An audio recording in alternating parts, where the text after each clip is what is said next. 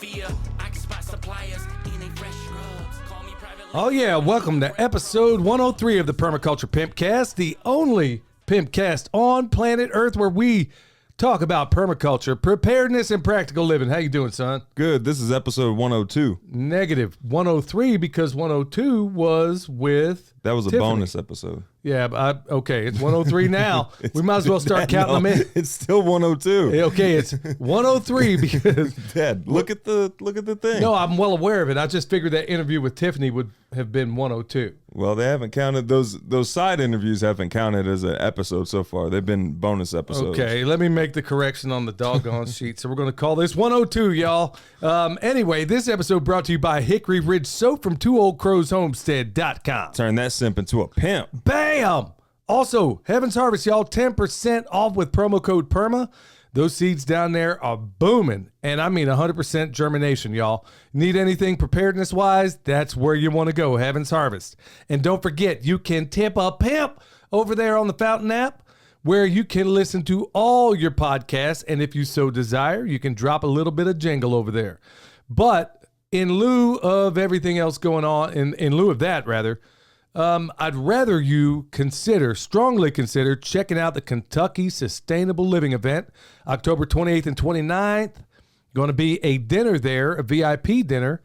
And you know what? That VIP dinner is going to wind up a lot better than those trans testicles I saw dancing on the White House lawn. Yeah. Yeah. And it didn't help that I just saw that like 5 minutes before there. I'm pretty sure that you got bare-chested trans testicles, and that flipping moron in the White House says, "Oh, you're the bravest people I've ever met." Oh, is that right? That's right. I guess you do have to have a certain level of bravery to get your junk chopped off. But I'm sitting out here. I don't think that's bravery, Dad. I'm like, they're flying this flag over the White House for 1% of the population. And I'm sitting here like, okay, when's Farmers Day going to be? Dad, You know- we shut down the whole world for less than 1% of the population. Yeah, well, you got a point there. But honestly, you ain't going to see no trans testicles walking around half naked on the White House lawn. I mean, you would think that the solemnity of any occasion at the White House would have these fools behave with a little more sense. And I'm like, first of all, am I seeing this? 3 minutes in, Dad's already Am I fired seeing up. this? I'm like, am I really seeing this? I'm like, okay, hey, y'all, show's over. Get your house in order. Turn this thing off. Go get all the storable food, because I'm telling you what, you got this at the highest levels right here at the United States of Amnesia. This is the kind of junk they did right before the fall of Rome, okay? This is what happened when the Babylonians fell, I'm sure. When the Greeks fell, the Medo-Persian Empire. I mean, this level of depravity at the White House, and you got this fool up here saying, "Oh, you're the bravest people I've ever met." Man, and then somebody's obviously going to write in and say, "Oh, you shouldn't be saying that." You know what? I'm an American. I'm an American first. And I'm just floored that children are going to see this garbage. Look, man, I guess we just get on with the show at this point. Oh, where was I? Okay. So tip of the day is don't look at the news before recording a pimpcast. Yeah, you got that right. I literally looked at this like 3 minutes before, and I'm thinking, okay. And well, of course, I'm thinking, okay, what if some trans testicle jumped up at this Kentucky Sustainable Living man. thing? And, you know, I can see Shelly over there with a baseball bat taking one of them out. I mean, obviously, this isn't the place where trans testicles hang out. But I'm like, for crying out loud, man, boy, we better get our houses in order, y'all. So, hey, back to that Heaven's Harvest and that 10% off. You might want to consider that EMP shield, all the preparedness stuff that we got going right now. You might want to think about putting some on lock. Any other country who has nuclear weapons and just saw that happen is probably thinking, "Oh, that's an easy target." Yeah, and you're seeing this trans testicle shimmy and shaking up here. You got the president of the fake president of the United States of Amnesia up here, and this little freakazoid can't even pull it together long enough to just give me the photo op. You over here like sashaying up and down here. I don't care if these were straight people. I don't care what they were. You would think they're just being at the White House. I just want to know when Farmers Day is going to be. Yeah, when are we going to get the invite that's there? That's a good point. How about Regeneration Day? You know, hey, we got people out here showing people how to regenerate, not sustain that these, lunatics on the hard left say. No, we're talking about regeneration. Man, let me just get on with it. All right. Yeah, I guess so much for that tip of the day, son. I think you just gave it right there. Tip of the day. Yeah, we'll call that the tip of the day. So let me just take a deep breath here. All right. So, farm news. Messing up a whole lot of bone sauce right now, not just because man, I am messing up a whole lot. I mean, it is not cheap to make this stuff. And when you sit here and screw up 2 batches, I mean, I haven't screwed up any in for I don't know how long. And then here it is back to back, screwed up. And this ain't cheap. Like I said, y'all, there's a reason this stuff costs money, because it ain't cheap to make. And then when you screw up a batch, it's not like you get a whole lot of second chances. I screwed up 2 of them back to back, and now I'm working on number 3. Oh, man, I should have prayed pray for Dad, because he's having a rough one today. Man, if I go out there right now, if I did that whole burn, I'm taking this whole house out. I'm burning everything, dude. I mean, I'm just, man. Yeah, maybe this ain't the house at all to get burned down, Yeah, if y'all don't see a video come out tomorrow, you know what happened. Man. Well, I'm invariably going to get somebody that's going to write in and say, well, dude, you run your mouth a little reckless on your YouTube channel, especially on your podcast. Of course, I get those, and half the time I ignore them. You know what, Jack? For all you lunatic Marchies out there that are going to write in and tell me this, what good is it having a YouTube channel? What good is it having a podcast if we are destined to the dustbin of history? And this is where it leads.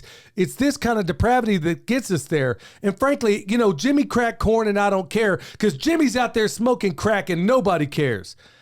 Oh, all right. So back to this bone sauce, man. Yeah. So bone sauce ain't working right now. Or Yeah. if the bone sauce works, it just can't get it made right now. Well, okay. So on the happier thing. So as far as planting seeds and stuff, I'm out here putting out tromboncinos.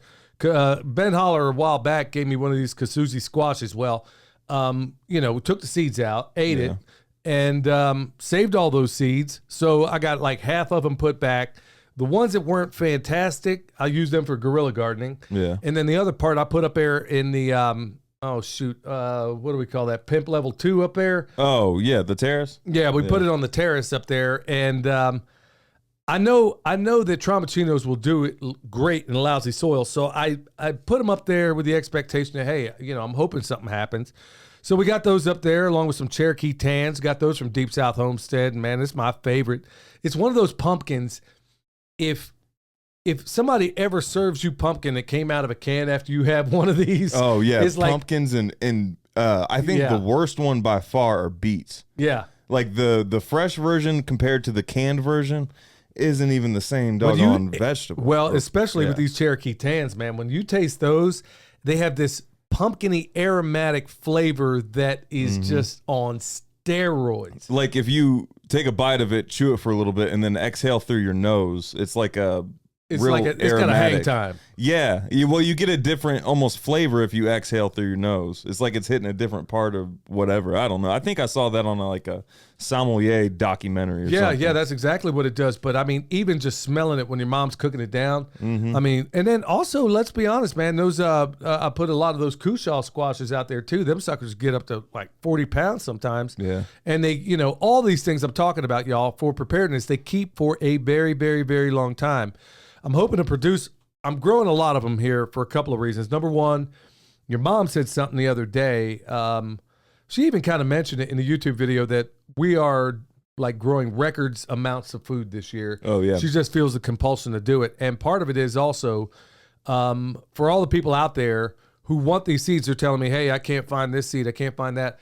I want to grow so much because we eat them and then, of course, keep the seeds. That's a little bit of work, but I want to make sure, just like with the comfrey. Now we charge money for that, but I want to get to the point where all these seeds, I can send them out to whoever wants them. Because these are things that not only taste fabulous, they keep for a very, very, very long time. I mean, till we ate that last Kushaw out there, that sucker must have been sitting about 8 months, and it was completely it's been fine. out there for a while. You just have to make sure it doesn't have access to any kind of heat, or else they start rotting. Yeah. So if it's like hot, cold, But I mean, good night, man. These things were, they're fantastic. So I want to try to, that's part of what I want to do is not only we'll can a lot of this stuff. We're going to freeze dry a lot of this stuff. But I want to have so many seeds because so many people ask, and I'm like, man, I just don't have extra to send out. Yeah.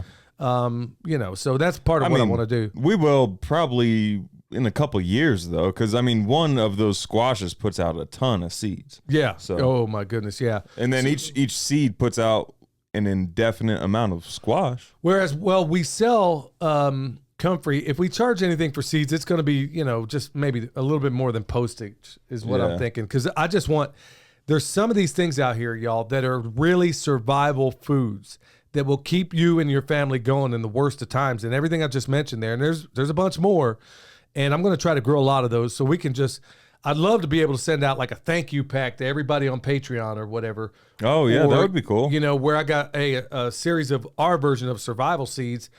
Instead of survival seeds, pimp seeds. Pimp seeds, yeah. Yeah, Pimp that's what I'm your talking yard. about.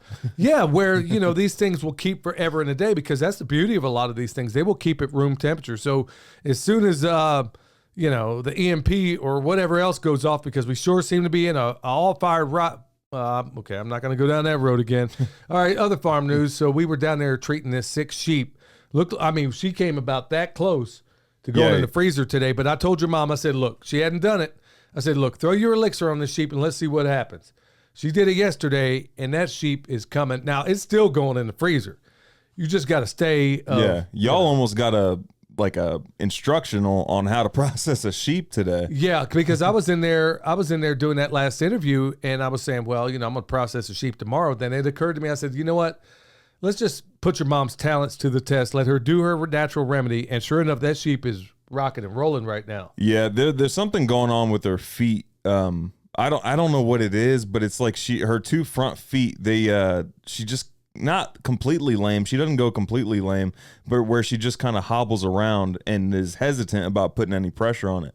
Where like getting into the sheep tractor, usually she walks up to it or hobbles up to it, looks at it for a little bit, and then kind of musters up the courage to jump over it. This morning, she just ran up to it and jumped over it like she was one of the rest of the sheep. Yeah, so, this is not a sheep we want to breed. It's ultimately going to go in the freezer. Yeah. But I want to put a little meat on her. And plus, I also want to see that if some of the remediation things that we're doing in the pasture are going to eliminate disease altogether out here. There's a lot of experiments going on here, y'all.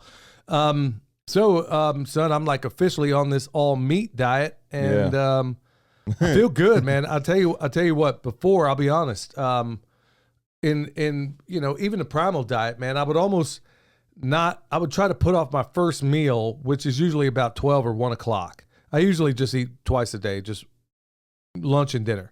And I would put it off as long as possible because, man, after I'd eat, I'd get all tired. And I'm like, okay, on this meat diet, man, I'm feeling pretty good. Weight's falling right off of me. I now weigh less than you. Yeah. And it's falling right off. I just got to, make sure I'm keeping some kind of muscle tone, but that's going good. Hey, y'all. I got farm news. Yeah. Competing in my first. So last week I got my blue belt in jiu-jitsu and Brazilian jiu-jitsu, right? Yeah, Brazilian jiu-jitsu. And this week I'll be competing in my first blue belt tournament. All right. So we'll see how that goes. Yeah. So don't even come home if you get submitted by a trans testicle. Yeah, it's in Asheville too. Yeah. So we'll see. Yeah. Some little trans testicle puts you on the mat, son. Yep. Bring in fact, take everything with you. All right, y'all.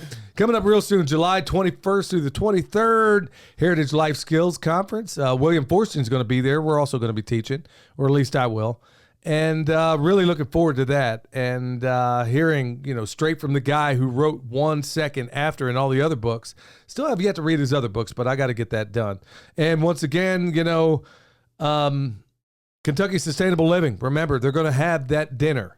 It's going to be October 28th and 29th, and the proceeds is $250 a person. We already bought 2 tickets ourselves, and a number of people, like I said before, the first 10 people that sign up and let me know that you did. So far, we got 2 that have done it. Might be more since I've checked my email. Hey, we're going to give you 10, probably 15 minutes on this show. Talk about anything you want. And so we're gonna thank everybody else for that. Do you guys have is there a tip jar or anything where, like, if people can't go, is there a way they can send money or anything like that? I'm going to ask Shelly and Jason to see if that's anything they could possibly do, because I'm sure there's a number of people that would love to give. Yeah. In fact, we have one person that bought a ticket that can't even show up, but they did it for the express purpose to support the cause, y'all. I can't think of anything more important. So, I mean, they're rescuing these kids. The idea is to raise at least $10,000 on this dinner where they can do an op in Kentucky. And I'm hopefully very soon going to be talking to a couple of representatives from Vets for Child Rescue to get some answers. People like Don, good, honest, straight up questions that people like Don had. And I'm going to get him answers. And what was the question? Or do you want to wait on the well, question? I want to wait on the question because I don't want to open up a whole flood of other things, because answering his question is likely, almost certainly going to answer a number of others too. Okay. So that's where the dough is going to go. So y'all, with that said, we're going to need to chase the demons out of this country, y'all. And to help do that right now, we got the homesteading pastor coming up to bat. Hello, everyone. This is Pastor Lon. I got one verse of scripture for us today. It's in 2 Timothy chapter 4, verse 2. Preach the word. Be instant in season, out of season. Reprove, rebuke, exhort with all long suffering and doctrine. We know that this was Paul's charge to young Timothy, to preach the word, to preach the gospel, to accept the call of duty, because he is now the official messenger of the gospel. He is to preach the truth when it feels right, when it don't feel right. He must keep a sense of urgency about himself when the opportunity seems favorable or unfavorable, when it seems convenient or inconvenient, when he's welcomed or unwelcomed. And he's also charged him to correct those who err in doctrine or behavior, and to warn those who sin, and also to encourage those who are growing towards spiritual maturity with patience and faithful teachings. This reminds me of what my grandpa told me. The last time he ever stepped foot in our church, he died before he ever came back to church, but he stopped and looked me in the eye and told me, Lon, whatever you do, preach the gospel, preach the word. The culture's going to change. Everything's going to change around you, but the word of God remains the same. Preach the truth. So I plan on preaching it to the day I die. We live in a time now where they won't endure sound doctrine. They want teachers and preachers that have tickled their ears, and they have turned away from the truth in America. But as a true believer in Christ and a true minister of the gospel, we must always preach the word of God and preach it straight down the middle of the road. Bam. I wonder what got him fired up about Well, it. I think honestly, it's a number of things where, Pastor Lon and I would text a little bit more. I mean, I don't get to text nowhere near as much as I did, because I got educational goals and I got a number of things. So I got to shut down other things in my life. And just frankly, I mean, he's up to his eyeballs, but honestly, he's texted me before and I've texted him, and it'll be things like the story I started this program with. Yeah. That'll honestly, and I'm like, you know what?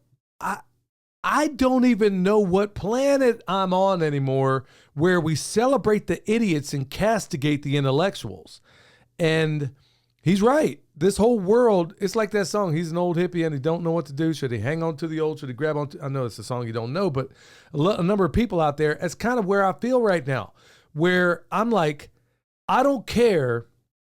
I'm resolute on this, that I really do not care what happens to me for speaking up for what I know to be right. I know it's going to be a tough road. It's like I learned way back when that just because you do the right thing doesn't mean you keep your job. So there'll be those of us that would stand up for some injustice or whatever, and then you get laid off or even fired, depending on how it goes. And, you can't bellyache. You wish other people would have stood up with you.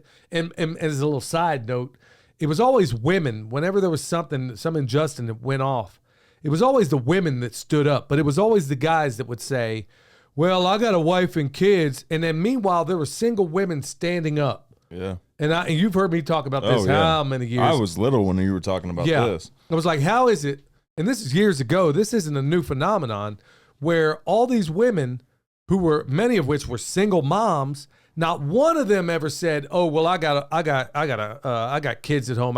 No, they were standing up for what was right. But every cowardice meow man out there pretending that he's got all this testosterone was like, if I had a nickel for every single time I heard, well, I got a wife and kids or I got a mortgage, like this other buddy of mine, Mark Dreiling, used to say, well, I got a catfish, I got a goldfish, I got a cat, I got a dog, I got whatever. But I don't mean to digress, but right there, I feel freaking alone a lot of times in this world. Well, that's the goal. Well, that's the goal. When I say I feel alone until I go to one of these festivals.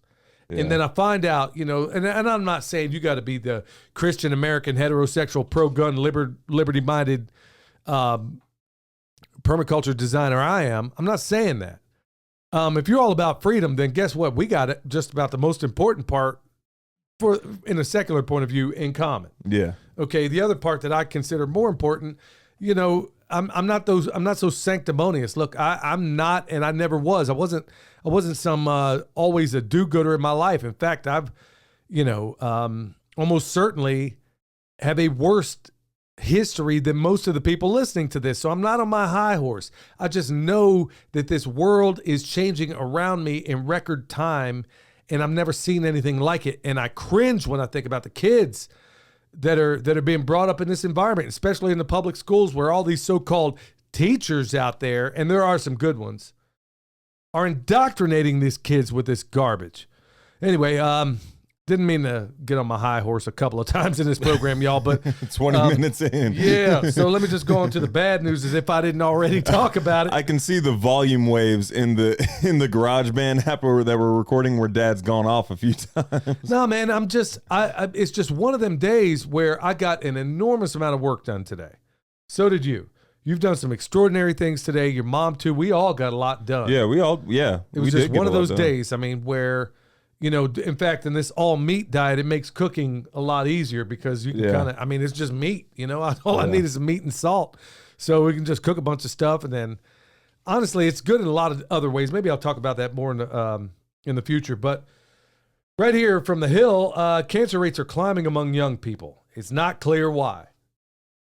Okay, I'm just going to leave it right there. It's not clear why. But these rates all started just a couple of years ago when a couple of things were introduced onto the scene. I'm going to leave it right there. We got enough wise and smart people out in this audience to know exactly there might be a little bit of correlation there. All right, so good news. Oh, yeah, speaking of jacked up teachers, check this one out. This is good news, y'all. Massachusetts middle school students revolt against teacher-led Pride Month deviancy. They tear down the signs. They tear down signs and flags while chanting, quote, USA are my pronouns, unquote. These are kids that did this, y'all. Sounds like a little Lord of the Flies situation going on over there. Let's have more of it. Let's have more of it. You got the people that are supposed to be. Think about this, how back when I used to watch TV, son, think about this. They would have on Food Network, that's basically when we did have TV, that was all we ever watched anyhow. Food Network or like the Discovery section. Yeah, whenever, before it got in the, a bunch of nonsense and the History Channel, that was pretty much all that was ever watched. But, I found it curious. Even back then, I was like, Worst Cooks in America was one of them shows they had. Mm-hmm. All of it, adults. And then they had Kids Chopped on there. Yeah. Kids are doing chopped chef things, but you got Worst Cooks in America as adults. Now, yeah, I know what they do on TV, but it's also kind of, leading right back to this story. Well, you can see how that prefaced the whole, what was that, Greta woman? Yeah, where the kids are like, how dare you? Yeah, that little Greta breathy Thunberg. Yeah, where she's then like getting on to the adults in that one speech she did. Yeah, I mean they kind of set it up for the scenarios like that with the Kids Chopped and then the worst cooks in America being adults. And then here it is. You got these kids, man. Thank God for the youth, man. This is right when I thought we lost it all, y'all. I see a story like this, and it just gave me. I mean, it just. Every time I turn around, it was like interviewing Tiffany the other day.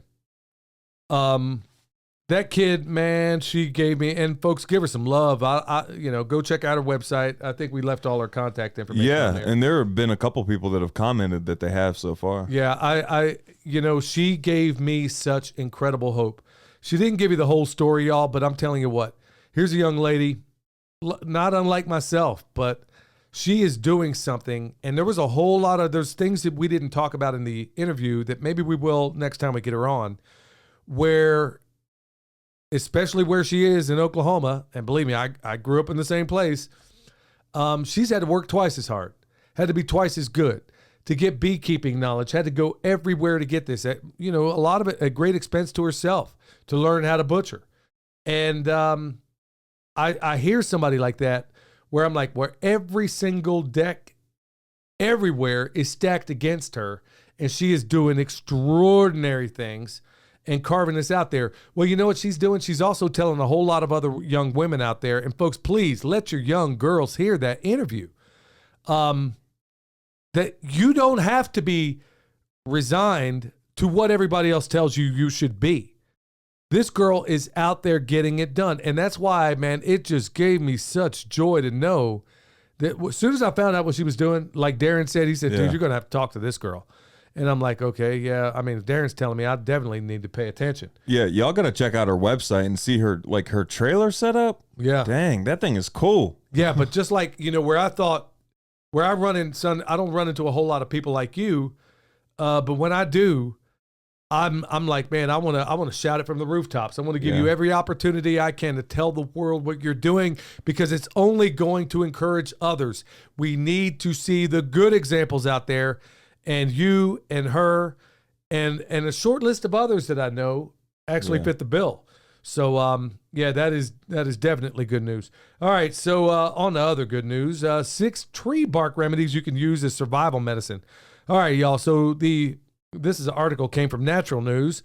So maple, none of these are really hard to find. Maple has anti-cancer properties. Birch, I wonder how many pharmaceuticals they made out of the following. Birch has anti-inflammatory and plus anti-cancer properties. Black cherry, we know that it can be a little bit toxic to your... Black cherry? Yeah. Oh, yeah. If you're... supposedly, we heard, like, if a branch breaks off and then your animals eat the leaves, then your animals will start dying. Yeah. But we haven't, like, our animals have grazed all around mountain cherry. They call it mountain cherry around here. They've grazed all around them and not a single issue. Because it just goes to show you, just like, Sean and Beth Doherty talk about, just like a number of others, Sepp Holzer, grow a lot of poisonous things out there. Sometimes, in today's legal environment, let me say it this way. We don't do a whole lot about the things that are poisonous, because if they have a healthy environment, they will only partake of it what they need when they need it. They will only gorge themselves 9 times out of 10 if they don't have something they can eat. So birch, anti-inflammatory, anti-cancer, black cherry, respiratory illness. It helps on that. Slippery elm, dealing with skin issues. And then I'm just giving you one of many things these things do. And then white pine, the bark is also great vitamin C source. Slippery elm. You know what that reminded me of? Slippery Dan. Yeah. We had a chicken named Slippery Dan. We had a rooster named Slippery Dan, and he sleeps with the fishes because he ended up getting stupid on us. White willow, natural aspirin, So there's other options out there, y'all. So consider these other things. All right, y'all, when we get back, straight into the main topic.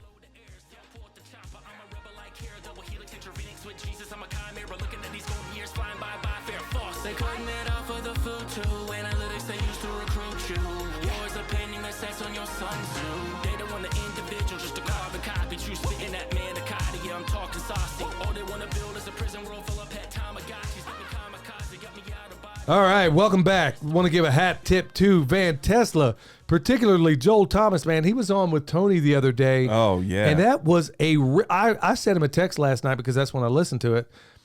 I mean, you may not agree with everything, but my goodness, you talk about being prepared for a show. Yeah, he came, like, it makes me wonder sometimes, where does he go to even find some of this information? No, Or some of it, okay, did you get that at your Masonic Lodge there? Was that a hidden book that you found over there? No, man, I think honestly, he and that's why I love having him on the show, because this guy walks the talk.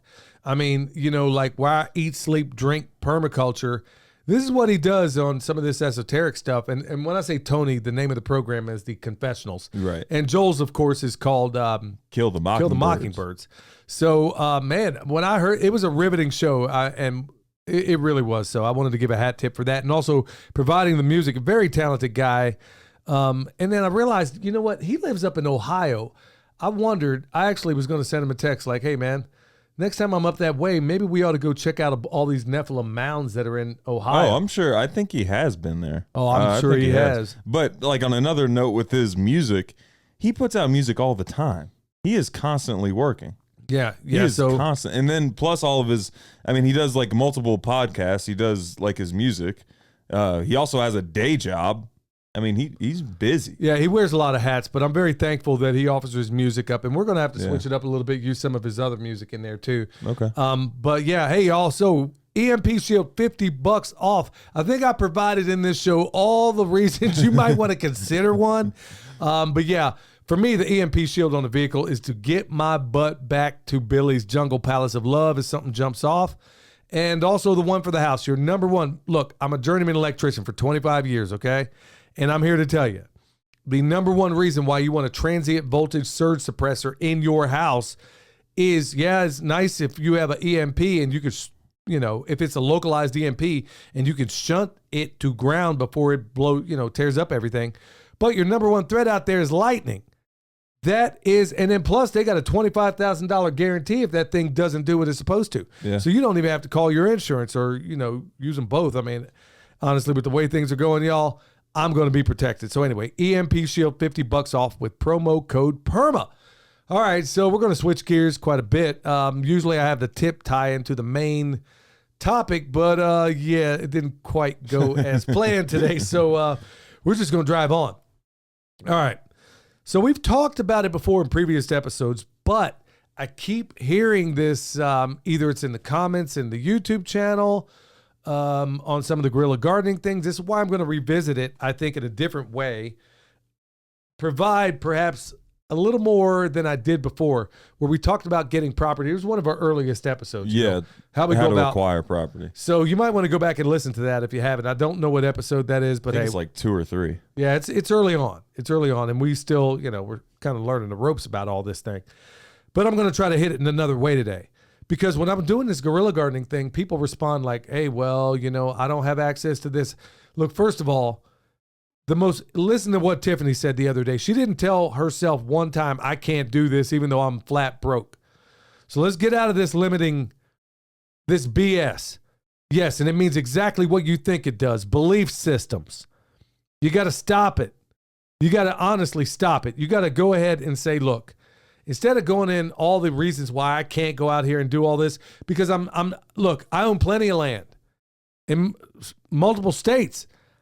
I don't have to do this. I'm doing it out there to show that it can be done. I don't need the views. There's 10,000 other things we could film right here. Where a lot of other folks say, hey, I can't figure out what to film. That's never a problem for us. 365 is actually beating off the things we can film. So we have been putting a high. When we told you at New Year's that we were going to kick things up on this channel, I wasn't kidding. And I hope you see it in our YouTube and in the podcast as well. The idea being that we didn't really talk about gardening systems so much because so many other people do it. But, you know, my friend Granny said, well, we want to see how you're doing it. So we put a bigger emphasis on it. And in light of all the things that are going on, we're talking about, hey, how to acquire property in this place, how to do this, how to do that. So we're going to go into it a little bit more. So, folks, please stop sending me emails about what you can't do. Yeah. All right? Please quit doing that because you're limiting your own abilities just by doing that. Wake up in the morning, say, this is a day the Lord hath made. I will rejoice and be glad in it.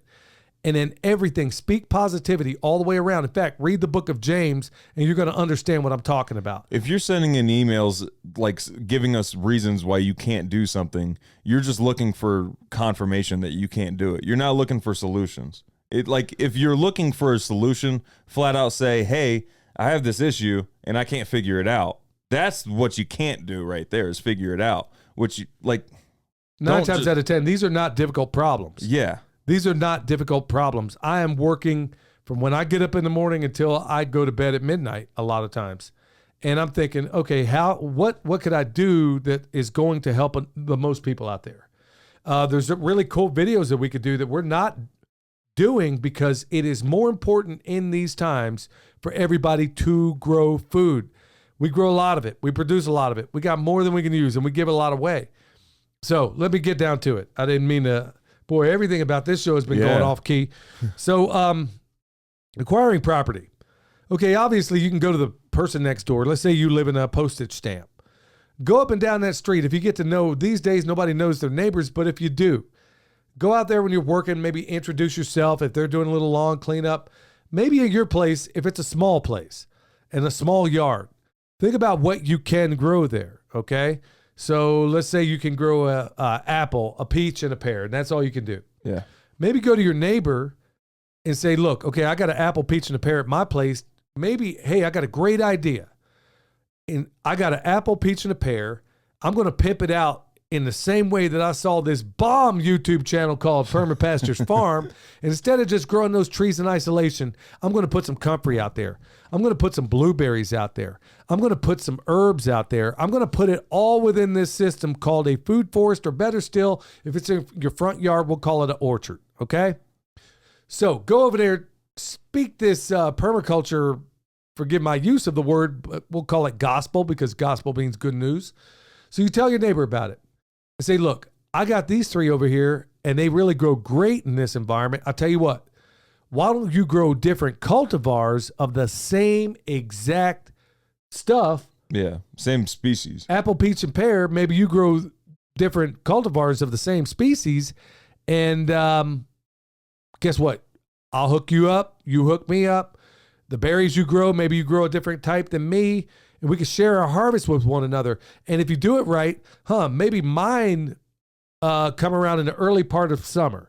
Maybe yours come out in midsummer. And maybe we go down and hit Joe Blow down the street, get them to do another one that comes out. So we got fruit all summer long. And because this one tree, if I do it right, is going to produce more than I could possibly eat.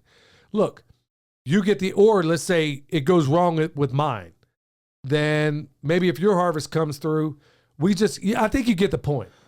To drive the point even further, remember that interview that Jeff Lawton did with Eric in New York City? Yeah. Yeah, Eric Sider's channel. Check that out. He went there and it's a city full of concrete, and he went there and saw nothing but opportunity to grow. Right. And that's in New York City. So Right.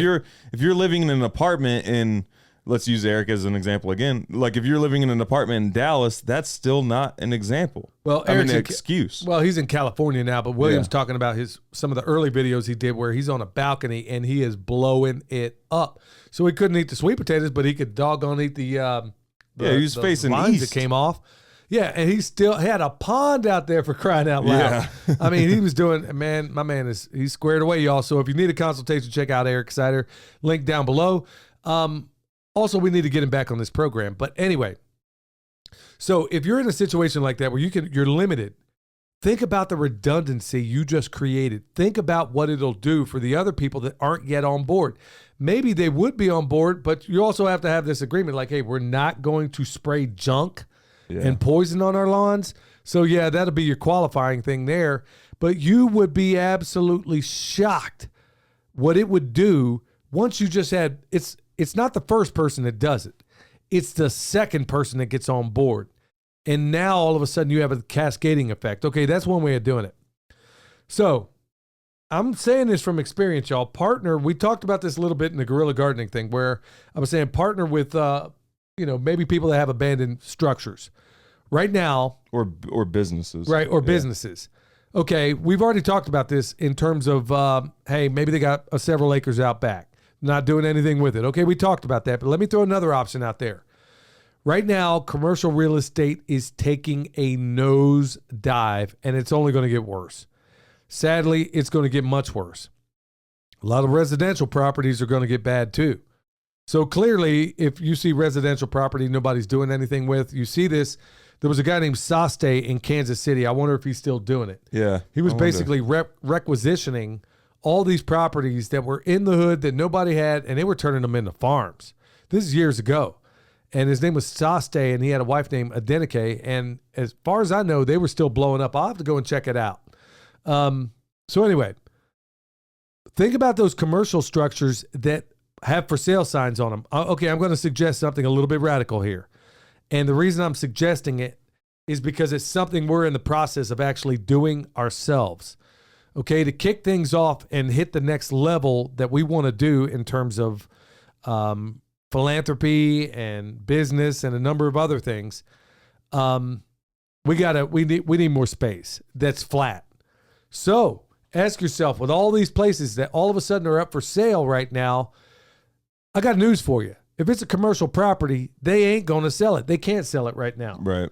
And they're not going to sell it for the foreseeable future. So somebody's still footing the bill on that property. So if you can go up, and I'm not going to go into any details right now, but one of the deals I got working is, hey, you got this property over there. You're trying to sell it. You can't sell it. They don't know that yet, but I know it. You can't sell it. But hey, I tell you what, why don't you consider a deal renting it to me, and better still, taking a page out of Greg Judy's book, I'm going to make them partners. I'm going to ask them to rent this to me, and they are going to be partners. And I'll tell you, if this deal goes through, and Lord, and we pray that we ask that you pray to the Lord that it does work out if it is his will. This is one of the deals, the many deals I can have going. How many abandoned warehouses over there with for sale signs on them? They ain't selling them. Is there a business you could run out of there? I mean, they ain't making no money anyhow. So you might go ahead and hit them up. Or if your business is food production, like if you're trying to get into food production, you don't care about the state of the building anyway. No, maybe you want to run some compost out of there. Maybe there's something else you want to do out of there. There's any number of things. Maybe it's a residence. I'm throwing out tons of opportunity. Let's say that property is sitting on X amount. Well, just like Joel says, or, just like so many other people, you keep things mobile. Yeah. Maybe you can run chickens out there. They're not doing anything else with it. So maybe you partner with them and say, look, this thing is you're not doing anything with it. Draw up a plan, design it's better if you can show them something you're already doing, but draw up a plan, say, look, here's what I intend to do with this. I am in the middle of doing that very thing right now. And in fact, I'm about to reach out on another property where I'm either and then here's the best part. And like I said, I got this one just recently from Greg Judy, where instead of just paying rent on here, why not make them partners to a certain extent, to a much lesser extent, where in lieu of rent, or maybe with a serious discount, both of you are benefiting. You dig? Maybe they get some of what you're producing off that property and they just waive the rent completely. Believe me, I can make that deal. You can make that deal. It is entirely possible. And I'm sick and tired of people telling me what I can't do. How many people told me I can't raise pigs for 21 cents a pound? How many people told me I can't raise chickens for free? Or pigs without being dependent upon grain. On grain, yeah, on a grain source. I've been told all this nonsense. And I've been told I can't buy property the way I've been buying it forever and a day. So I am giving y'all the goods out there. I want you to, I can't wait to hear this success story and say, Billy, you bonehead, I did it even better than you. Please tell me. I want to know so I can replicate it and tell everybody else about it. I mean, it's that one little thing I got from Greg. If I went to Greg Judy school and I didn't get any other nugget of advice outside of grazing, that was worth the cost of tuition alone, son. Yeah. The idea of making the people you're going to rent from partners at a much lesser extent, but now they have a vested interest in seeing you achieve what it is. You see what I'm saying? Yeah, that makes sense. Yeah. It makes great sense. And I'll tell you what, the deal I just laid down that's on the table right now, it wasn't no by any stretch. The next thing was, well, what do you plan to do? Okay, so I don't want to get out in front of my skis right now. Right. But I want to basically, you guys will all know about it though if we acquire the property. Yeah, when the time comes. Yeah. I'm going to hit on some of the old ones. Craigslist. Still great opportunities out there. And I gave you all the how-tos in the previous thing, where I initially got that Craigslist thing from Greg Judy, where you can go out there, say, look, I'm going to give you your full asking price. I gave you the whole scoop about that, but don't overlook that. And let's be honest here. Craigslist and tax liens are not going to be wonderful properties. No, but if you're into permaculture, it doesn't matter. It doesn't even matter. Fix it. Exactly. That's why when we bought this place, everybody's like, I don't know about that, man. That's too much of a steep. Well, we're making everybody and the great grandmother turn their head up on it. Well, when they drive by now, they're singing a different tune. I can guarantee people that. slow down when they drive by. Yeah, now. they do, and they're going to be driving down even slower too. But think about those properties, tax liens, the Craigslist things. 9 times out of 10, they're going to be bad properties, but you never stick your nose up at it when you know that you have a permaculture lens, because I'm looking at it. Let's say I go and get a tax lien. Yeah. Let's say the house has fallen in on itself. Let's say I actually acquire it. And let's say it's a junky. Okay, if nothing else, there's the house there. Should it be raised to the ground? Possibly. But if not, I got it for, let's say, I've picked up tax liens in the past back in Oklahoma City, back when I was doing it for $500. That's not bad. $500. Also, you have to check to see if your state does tax liens and stuff. Yeah. Some of them are tax liens, some of them are tax deeds. Right. Either way, there's still ways to get this on the courthouse steps. So there are options, and you don't, at the end of the day, I don't need to own that property. I just need to control it. Like next door. Yeah. One of the issues going on right now, I hit my neighbor up about this 10 acres next door. And, it was in passing. I was talking to him about something else. And he says, well, we're not really doing anything with it. So let me talk to my brother-in-law, because they're in this on a joint thing. And I'm like, okay, it's land that they think is worthless. Yeah. They can't do anything with it. But we have the know-how to fix it, maybe acquire it for a little while, improve it immeasurably, and then hand it back at the specified period of time. Yeah. And then they get an improved parcel of land. And it's also something else that I can go to other people like I can now, excuse me, where I can go to other people now and say, oh, you want to see my bona fides? Just like I talk about that thing in Texas, where I'm on a construction job. Before it was all said and done, I got probably 30 acres thrown, 20, 30 acres when it's all said and done of land I can farm. If I were still there right now, y'all, I would be probably farming full-time other people's land that was easily acquired.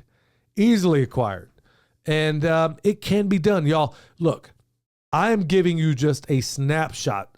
Everything I'm talking about here, I've either done or I'm in the process of doing right now. And I'm telling you, one of the big ones out there that nobody's talking about is commercial real estate, because they can't do anything with it. So imagine, I want you to do this little mental game. If you're not driving, close your eyes.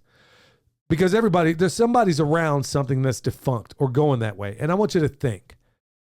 Imagine, first of all, that you own this property. It's commercial property. You can't do nothing with it. You still got to pay the bills on this thing to somebody, almost certainly. Or let's say you own it free and clear. You still own taxes on it. If you're that owner, would you be thankful if anybody came to you with anything whatsoever? Would you at least seriously consider it? Because honestly, y'all, if y'all knew the deal we're working on right now, you'd think, ain't no way, good night. How is this even possible? But it looks like we have an extraordinary opportunity at an extraordinary opportunity. So if you're imagining yourself as that person that owns that land, that property, or at least paying on it, they would be thankful for any offer that would come across the table right now. At least consider it. Everybody has a piece of land that they're thinking about right now. Yes. Like they're all picturing that commercial piece of property that's been abandoned for X period of time. And they've said, oh, that would be awesome if this turned into such and such. So now think of it on the other coin, the other side of that coin, you, okay, as a person going to that person. You put yourself in, and this is exactly what I do. I put myself in the position of the person that owns that property. And I'm telling y'all, this is exactly what I do. And because you were asking me how you're going to do this, and I told you how I'm going to do it. Yeah. This is how I do it. I mentally take myself out of myself and put myself in the position of the person that has this property. And I'm thinking, oh, good night. Okay, well, I'm paying taxes on this thing. What am I going to do? You're probably not going to be too favorable if somebody comes along with a song and dance. You're only going to be insulted if anybody comes up with a deal that you know is ridiculous, because you know the fair market value of that land. But if you don't have to sell the land, and all of a sudden a person comes to you with their hat in their hand saying, hey, they're not going to say it this way. I'm not going to say it this way. As, hey, I know you're in a bind, but I got a way that you might get out of it. And let's say, okay, on this property, here's what I want to do. I want to make them a partner. Yeah. Hey, you know what? I'm growing meat over here. I'll cut you in for 10% in lieu of rent, or maybe you knock that rent off. Or you get a pig. or something like that. You know what? I'll handle all your swine needs, you know? Maybe I can run cows on this thing. Maybe chickens. Everybody right now knows of a commercial property that is in a bind right now. And if nothing else, you know, if you're going to do a lease with them, then you want to make sure it's a long-term lease. Please read Greg Judy's books because the same exact thing applies for a regular lease. Right. I've gone quite long on this, y'all. It's a topic because I'm passionate about it. Whether you're requisitioning public land, which I have no problem doing, or whether you're out there thinking about commercial properties, y'all. If you have some great ideas, by all means, email me, billy@permapastorsfarm@gmail.com. Let me know, but honestly, let me know the deals. Look, it makes me happy beyond words knowing that this show is a whole lot less important for the things we're saying than for the things it makes you do.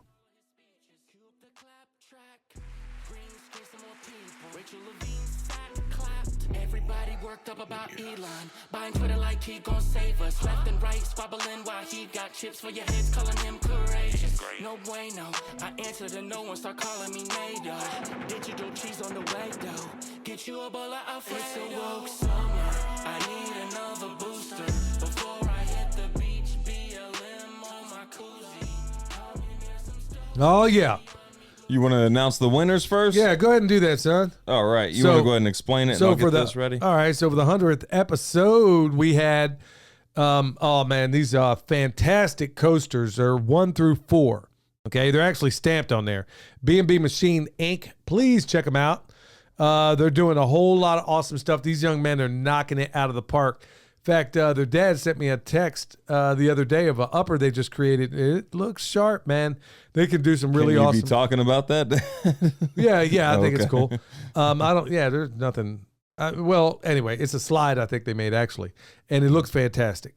Anyway, it says right on them, they're into plastic, so if you're watching on YouTube, you're not going to be able to tell it. It says Permaculture Pimpcast, 100th episode, 1 through 4. We said the people with the 4 best reviews, Comments, yeah. we're going to get it. Reviews. So we're going to go from back to front. These are, when I say special, there are only 4 on planet Earth.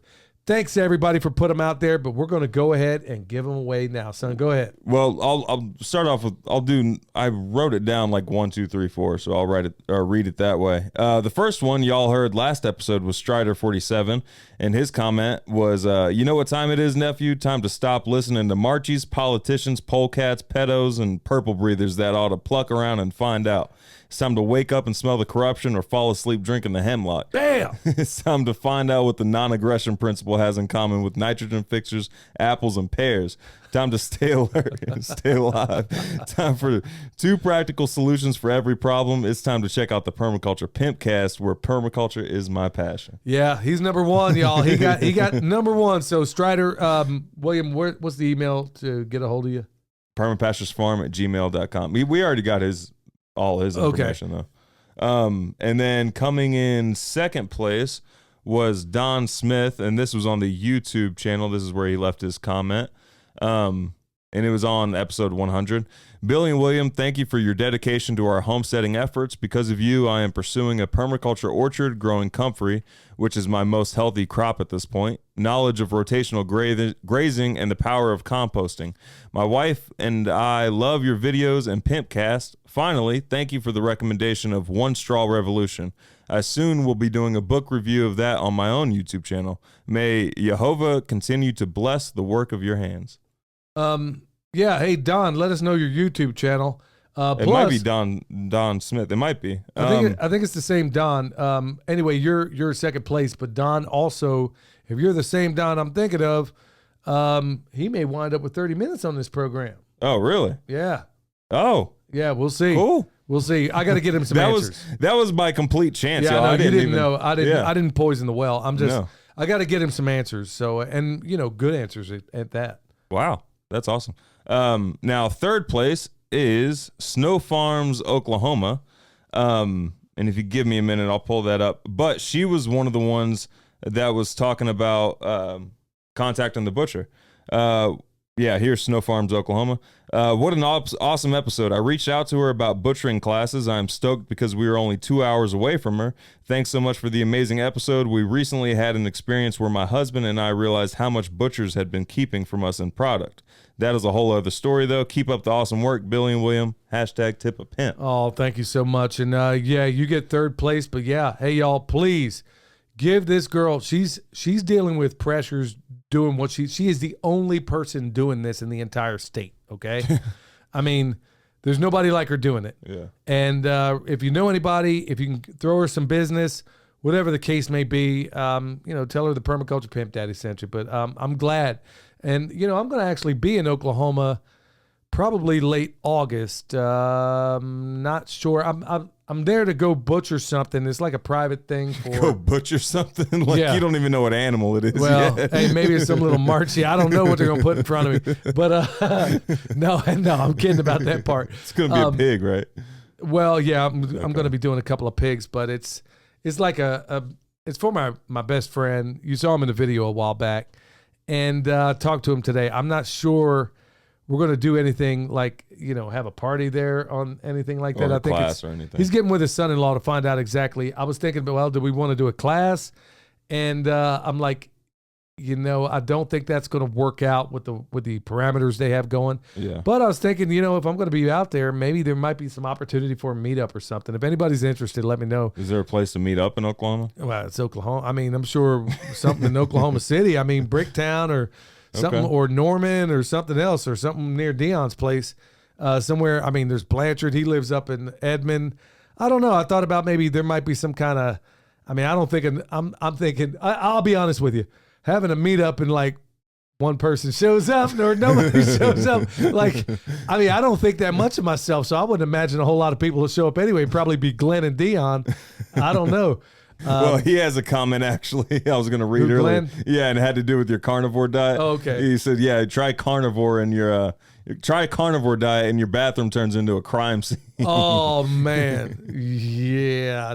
I'm just getting over to the other side. Hold of on. that. Yeah, it turns into a crime scene, and then after that, it collects dust because you ain't been in there for a while. Well, I think we One won't spend. extreme All to right, the so other. let's move on to the next one before people All right, start getting so grossed out. number four is Warrior in the Garden. And their comment was, for tick prevention, keeping the deer out is key. I can't read. There's a glare on the computer. Sorry. There are also cedar-based products for yard management, but they are not safe for areas chickens go through. For body protection, the only thing I have found that works is spray clothes, boots, not skin, with Sawyer's permethrin. So that's fourth place. Yeah. Okay. It's given tips on how to keep ticks away. It stays on for 6 washes. Also, proper gear is important when working in high-risk areas. Yeah, you deserve it now. Yeah. Okay, I was Yeah. wondering where we were going with this. I was like, I thought we got out of the whack. Yeah, No. you deserve that one. Yeah. So you get one too. Everybody reach out to permapasturesfarm@gmail.com, all of our winners. And we thank everybody out there. Yeah. And honestly, hey, I want also, if you know, look, there are the normal people out there that people are going to want to interview for podcasts and farm podcasts and stuff like that. If you know some extraordinary person out there that is doing extraordinary stuff, and there's a lot of you in this listening audience, somebody not too far off the mark of somebody like Tiffany, somebody that will encourage anybody to get in the game doing this, particularly women out there that are doing something that typically women don't do. And we're not talking about like your nephew making fidget spinners in his basement or something. Yeah, we're talking talking about like legit businesses. Well, like, or Tiffany, something great. I don't know that she said it online, but some of the stuff that she has to put up with where somebody will hire her and then, the dad's out in the yard, he's got clicks of beer, puts a lawn chair in front of her, and he's sitting there, putting her through a bunch of crap and she's more than once said, "Hey, I got a 30-06 that I took that cow out with, and I got a bunch of knives. You want to keep this up?" I mean, man, I like this girl, man. I think you and her mom, I think your mom and her would get along great. Yeah, man, I can't wait to have her on because there's so much more to her story. Anyway, thanks everybody for putting them out. Hey, if you want, please keep up the great, tell everybody out there, you possibly can of what we're doing here. Dad has permanently removed the V from everybody. Everybody. Yeah, I'm almost kind of liking it because it's just economy, economy of speech, which is usually not a good thing because it leads to ebonics. Yeah. All right. So, Or newspeak.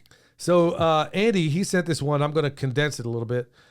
He's doing a whole lot of stuff, and there's a whole lot of people out there with some great emails. He's basically has a landscape business, and he's looking to find a way to get his PDC to make this transition from doing what he's doing into more permaculture. I got to say, Andy, that's probably a really good call right now. As far as where to go for those, School of Permaculture has an inexpensive way of getting it. That's still available. Excuse me. Also, Jeff Lawton, the best PDC you're going to find online. Now, I'm real cautious about anything that's in person right now because there's going to be a lot of stuff in a lot of these PDCs, especially in our local area here near Asheville, where it's going to be social permaculture, which has its place. But if you're all about the fact, after food gets squared away, it has its place. Yeah, it's like there's a whole lot of storytellers out there, but not a whole lot of people growing food or some of the stuff you want to do. Those are the two best sources I can offer right now. Yeah, well, also I would stay away from the universities because that's just going to guarantee the purple breathers. Got one from Jen in Indy on the Fountain app. Congratulations, William, on your sweet baby blessing. And Billy, when you said you're either an activist or inactivist, that hit me. Thanks for everything you do. # tip a pimp.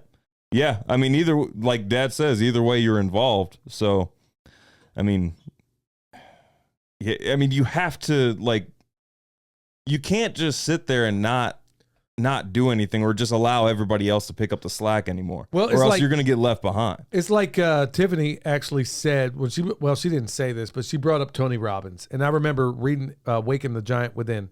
It kind of brought, because I got the book right on the shelf out there. I'm thinking about knocking the dust off of it and going through it again.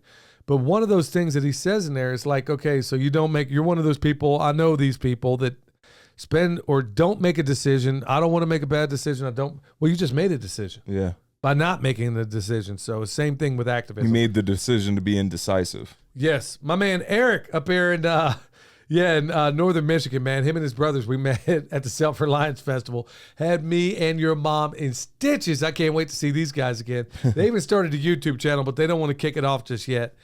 I'll tell you what, man, if they throw some of the humor in there like they did with us, people are going to be peeing on themselves because they're just naturally, they're awesome. They can tell a story. They're guys, I saw their video that they did, and it's stuff that's legit. Yeah. And, they're all about preparedness. It's all under one hat, and they're wicked smart. He says, I'm getting a delivery of 120 yards. That's a full semi-load of wood chips from a local sawmill. Normally, these go to the paper mill as they're screened and ready to use for paper production. I also have an unlimited supply of cardboard that I get from a pallet at a time from a local grocery store. I like to prep the areas to plant next year, so my question is, do I need to do anything else to the ground before soaking the cardboard and laying out the mulch? Given the huge area I can cover, I don't have the compost to cover it all. How much is too much for layers of cardboard in inches of mulch? Oh, well, like when we were sheep mulching at Jeff Lawton's farm, he said that Bill Mollison would say, fold the Sunday newspaper in half, and that's a good start. Yeah. As far as thickness on your carbon layer.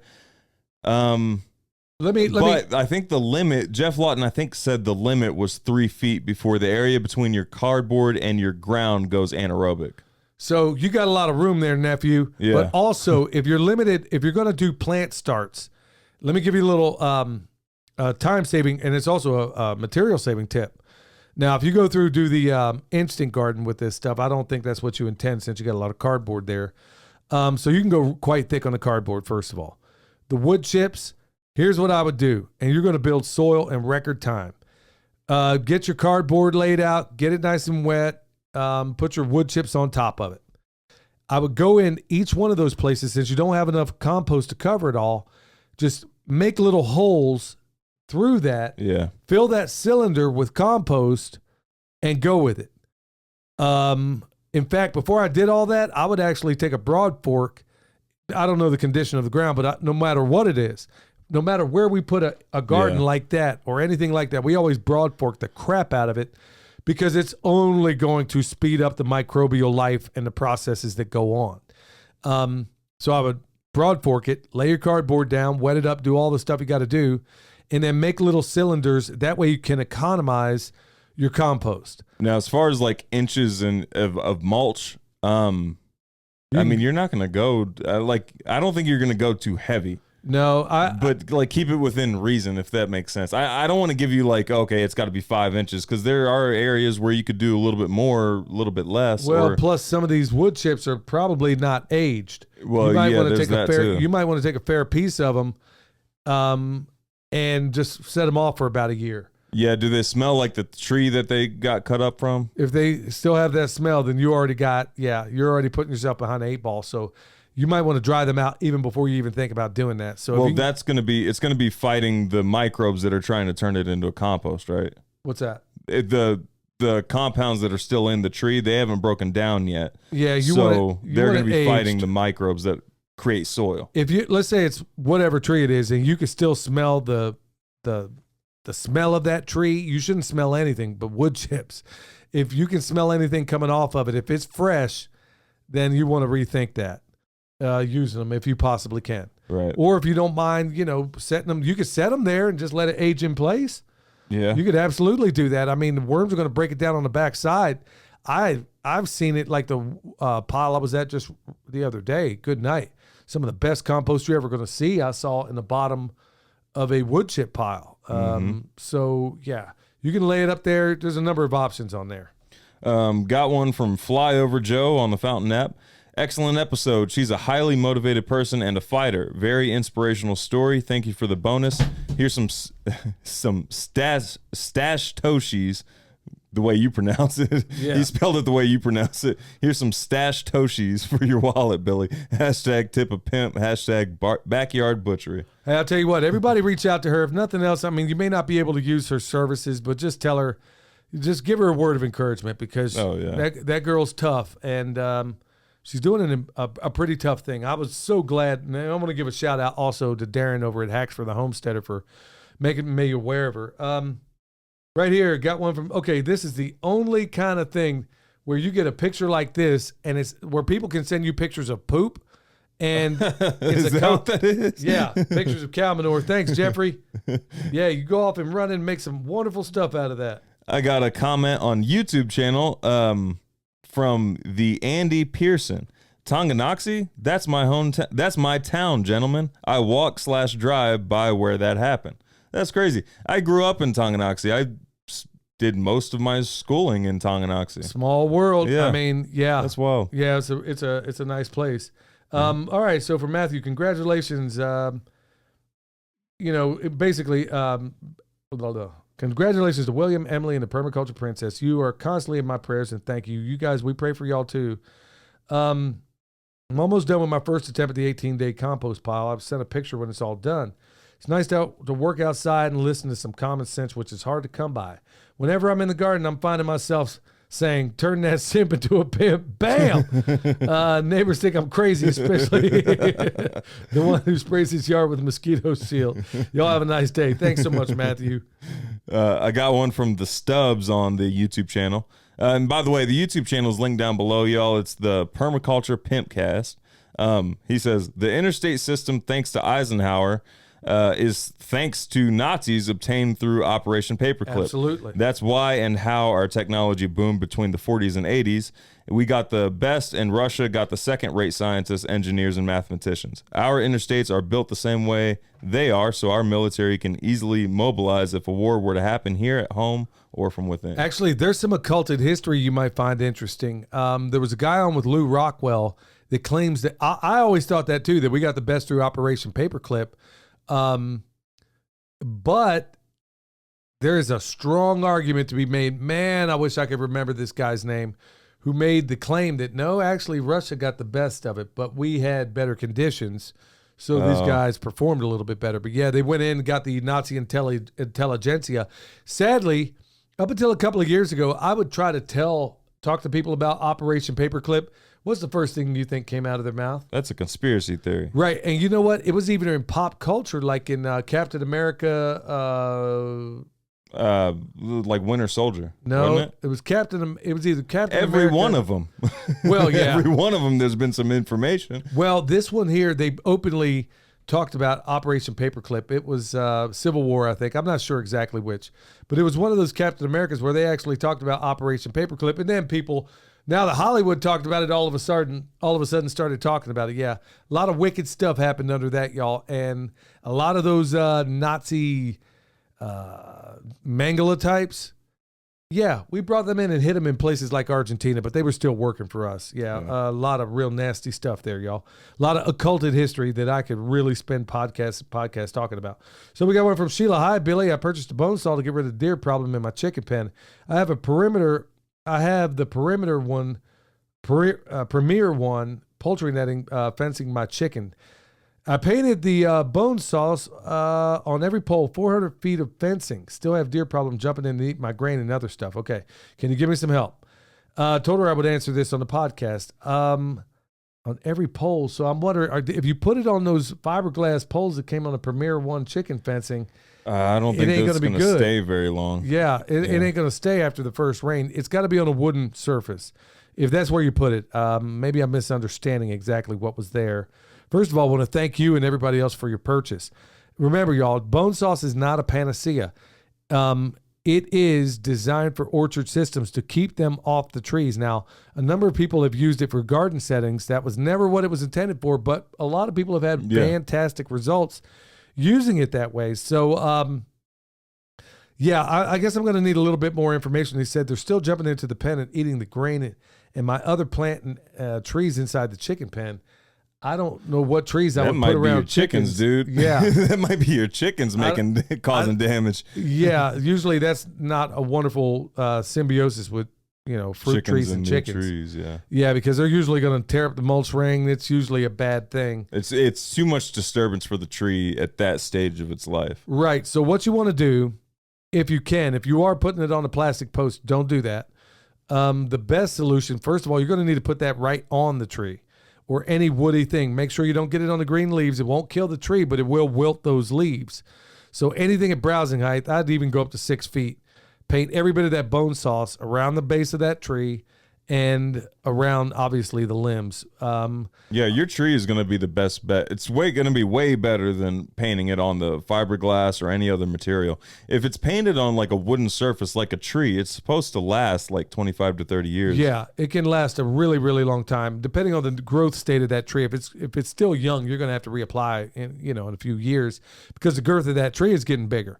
So, but if it's already mature, then yeah. So I'm not. Now, what other people have done have taken wooden stakes and put the bone sauce on that stakes around the areas they want to protect with great, with great success. I will say that it is not a panacea. It is the best stuff money can buy. There is nothing on this planet that I'm aware of that works better. Put your bars of soap out, put your hair out, put whatever it is. Yeah. I ain't ever seen a close second to bone sauce. The deer walk right past the bar of soap. Well, they walk past all the trees I put the bone sauce on to hit the one that I didn't.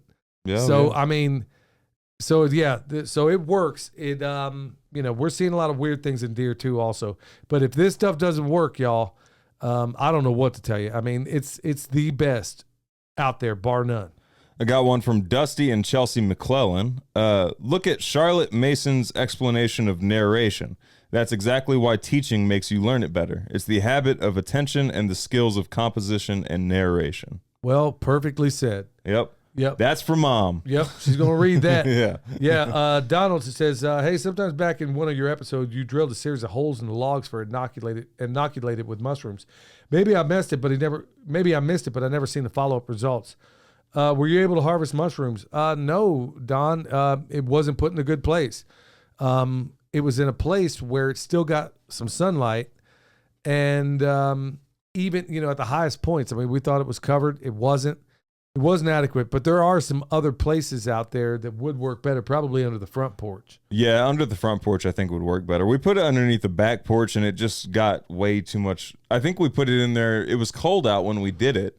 So we may have done it at a time where that wouldn't get sun, and then summer came around and changed all that. Yeah, so that wound up being wood for the bone sauce pile. The one I keep screwing up. Got one from Susquehanna Homestead. Great show, guys. Speaking of counties trying to leave Oregon, can you give a shout out to the New York Split the State movement? Upstate New York is being ruined by the politics of New York City, and the movement has yet to be successful because most New Yorkers don't know of it. Thanks. You're absolutely right. My wife and all her family are from upstate New York. And these are some of the most conservative folks you'll ever find. Oh, yeah. And- yeah. There's just like North Carolina, Tennessee, stuff like Yep. that. It's all the freakazoids that surround themselves, and they call the shots. I think we're going to need a national divorce in so many different ways. I wish I had time to read this all, but it came from Shelly. She basically, it was such a heartwarming thing. Shelly's such a sweetheart. From Two Old Crows Homestead? Yeah, Shelly from Two Old Crows Homestead. .com. Yep, turn that simp into a pimp. You know that, Shelly? Yeah. Yeah, she wrote this really awesome thing. I got to respond to her. 7 grandchildren later. It's just very moving and heartwarming what she writes here. You know how when I see a baby, man, I just become just like, muddled. I just love babies. And, you just feel like you just want to protect them and just hug them and squeeze them and all that kind of stuff. But she has 7 grandchildren later, and they know they're truly blessed. So, always a blessing to hear from Shelly. I can't wait to see her. Got one from Elaine S5179 on the YouTube channel. Yes, I-95 bridge after Representative Higgins from Louisiana bridge militia-like remark, and zero evidence of FBI presence at the site after the crash smelled to high heaven. If they suspected it was deliberate, it was severely suppressed. Was it an attempt to spur greater violence?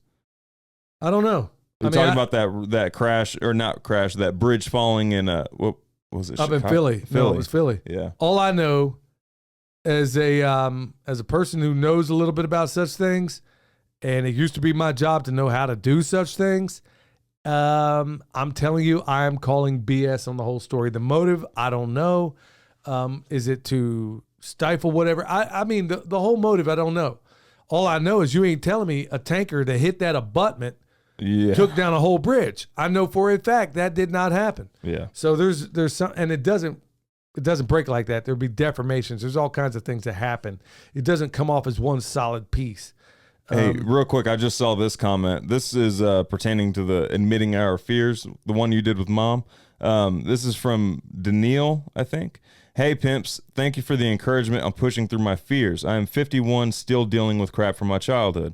Been really struggling this last year. We almost purchased a place on 30 acres last year, but I totally chickened out. Now I'm kicking my own butt for not trying.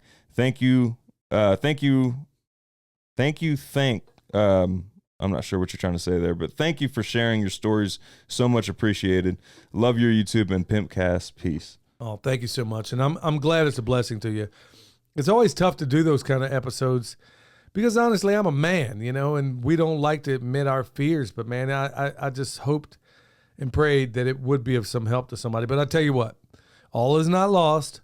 We just did an episode on how you can get property from a commercial place or, no, I mean, but all kidding aside, look, there's more land. Yeah, you're give going to up. have other shots there. Maybe it was in the cards for you to go ahead and just kind of move on from this. But honestly, at some point, we just got to stand up. And for you to reach out to us like that and lay yourself bare is, it tells me that you're going to do big things. So as a fellow 51-year-old person, I'm expecting good things from you. Yeah, you old timers are knocking it out of the park. Yeah, that's how we do it. All right, so Jeffrey says, can I mix leaves? He's asking about the chicken tractor on steroids. Can I mix leaves with cow manure for the bottom, then grass, then mixture of cow manure and leaves mixed together on top? Or so, yeah, there's a number of ways you can do it. You just want to try to get your ratio in that pile. Ultimately, the chickens are going to do a lot of the work, and they're going to add a lot more nitrogen to it. But in that system, there's no reason you couldn't absolutely do that. You just want to make sure that you're not too heavily balanced on one way or the other in terms of carbon and nitrogen. Yeah. Yeah. Also, be careful of how much manure you're putting in there. In that ratio, it sounded like quite a bit of manure. You don't want that, like it shouldn't be a third or 50% of the pile or anything. Yeah, you like just that. want to make sure you don't go too crazy with it. So the chickens are going to be like eating out of there and pooping in there as well. So they're going to be adding like really high nitrogen to the ring. Right. So about 50-50, you'll be all right. I mean, you're going to have to play with it. I mean, that's the thing with compost. There's no definite recipe. You just got to know remediation. That's why we've been doing that series of classes over on Patreon. Hey, want to give a shout out here to Tim, man. He sent me these tree tags, and he put it in his hand so I could see it. Oh, wow. And these are like, this is something I can work with. Well, just before this show, not long before I saw that thing about the trans testicles, I went and ordered some. So I want to thank you very much for doing that. Some tree tags. It looks like you're like pushing into the metal. Yeah, we got another one from Matthew. He says, sorry for sending this email back to back. The situation came up. I'm 18 years old.